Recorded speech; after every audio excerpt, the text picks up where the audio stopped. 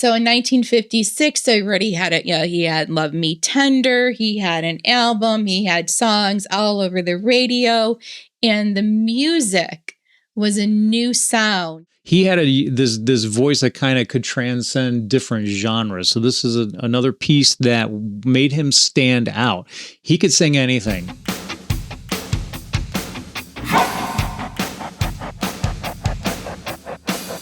So there was rock and roll. Rockabilly. You had country mixed in it. And then you had Elvis. But back then, you really weren't the kind of guy where Elvis were like Elvis, where you could sing everything. Like, again, the popular guys that were popular at the time and the women pretty much had their own niche of what they would do.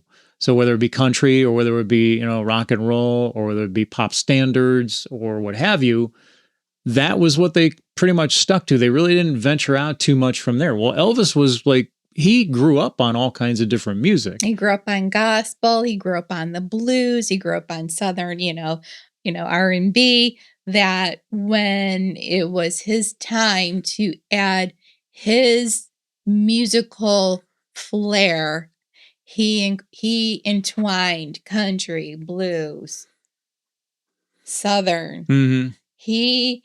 He took all his background, and that's what made the sound, and no one else had that sound. Yeah, and eventually it ended up also transcending into gospel music as well, too. Not so much exactly at this time. That was a bit later at the end of the 50s. But that's where he grew up. He grew up in the churches, right? Listening to gospel music, singing gospel music. He followed all those quartets. Mm-hmm. Yep, and he had the success with all of that stuff there as he started incorporating these into his albums along the way. Again, you're starting to see that he's got something for everybody. He transcended all the different age groups. So, you could have the young screaming girls that were going nuts for him, singing the rock and roll songs.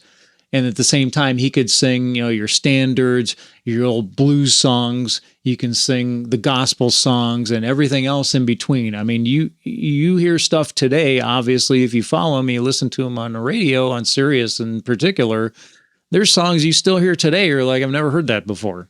So it's just unreal, the range that he had and the kind of catalog and the background that he had that connected with everybody. And other musicians were catching on. So someone like Chet Atkins and Boots Randolph, you start looking, they started sitting in on the studio and backing him. Yep. Yeah, I think what is it? Elvis is Back is one of the great album. Yeah, great album. If you're just starting out and you're looking for something to sink your teeth into that's in his early days, start there. That's a great place. Reconsider Baby. Yep.